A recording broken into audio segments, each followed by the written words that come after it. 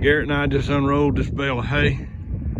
There's a fair amount of clover beginning to come on in this little paddock. We'll just see how it turns out. They're ready. They're ready.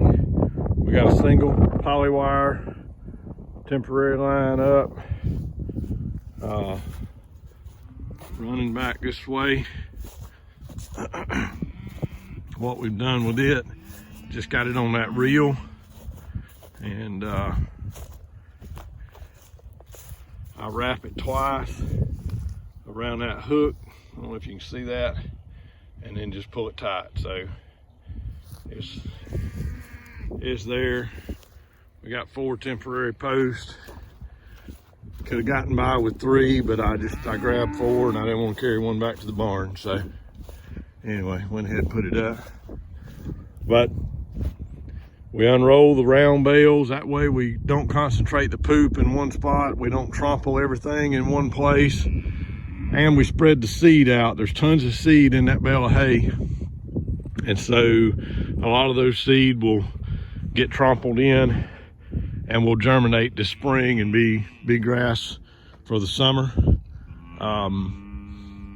As that breaks down too, you get a fertilization effect, and so you get, I've read where you get $10 to $15 worth of fertilizer out of a round bale of hay. I don't know that it's quantifiable like that, but anyway, you do get some fertilization effect as that breaks down. Creates good organic matter in your pasture for the future. And so the main thing though is that you spread your cows out. You spread out the manure. And so that does fertilize your pasture, and that does have lots of organic matter that's natural in the pasture. But I got to move the protein tubs, the blue tubs, and we got to move a water trough. And we'll move the girls before we do that. But anyhow, they're ready.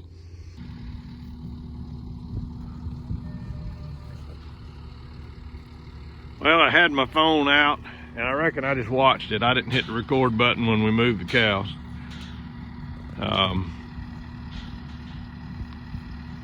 But anyway, we did move the cows. If you've ever watched us move the cows on any of our videos, it was fairly anticlimactic. We opened the gate and they walked through. They're gonna eat the green stuff first. They came in and kind of chowed down on some of that green clover and vetch and a little bit of oats and ryegrass, and then they worked their way over to the bale of hay.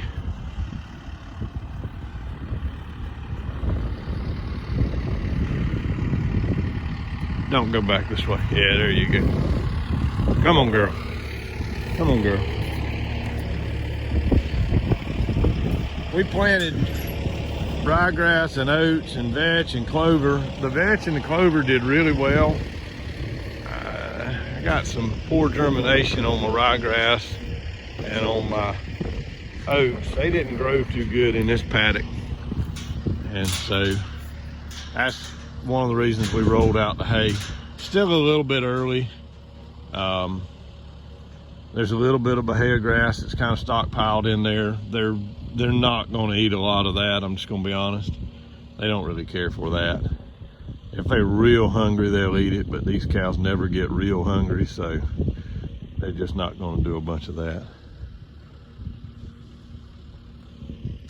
The protein tubs have some mineral in them. They have some protein. They've got molasses.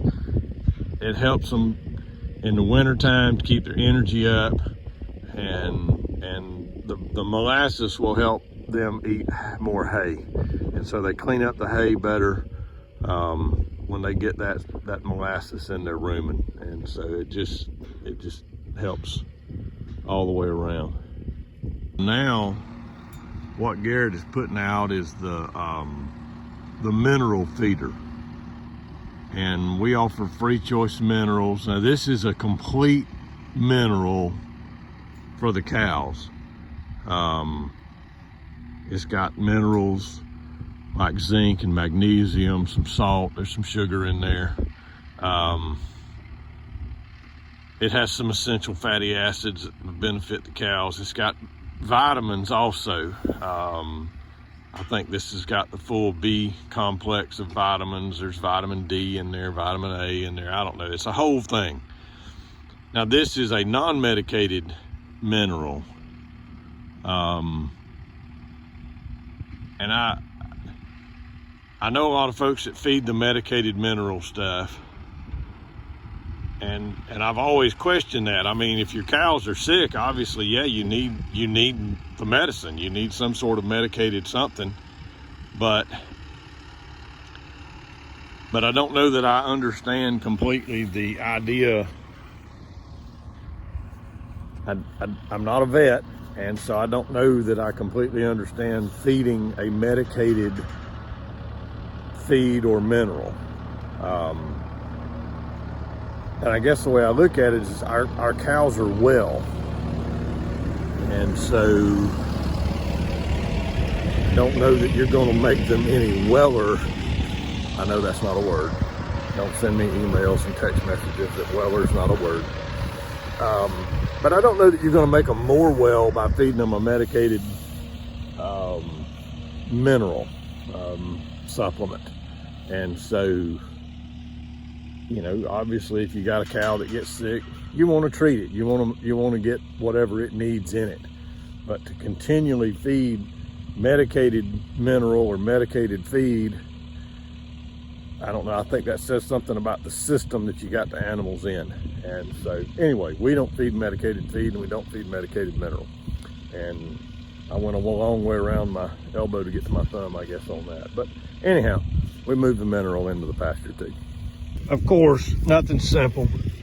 The cows broke this and I gotta fix it. But that's the line that feeds the pasture that they're in. So Garrett's got the water trough on there, 100 gallons, and he's just creeping along. That's gonna be the water that they have until we get this line fixed. I have the stuff to fix it with. I just gotta cap it and turn the water back on. But once you're moving in one direction and you're going slow, you're not gonna dump the water out.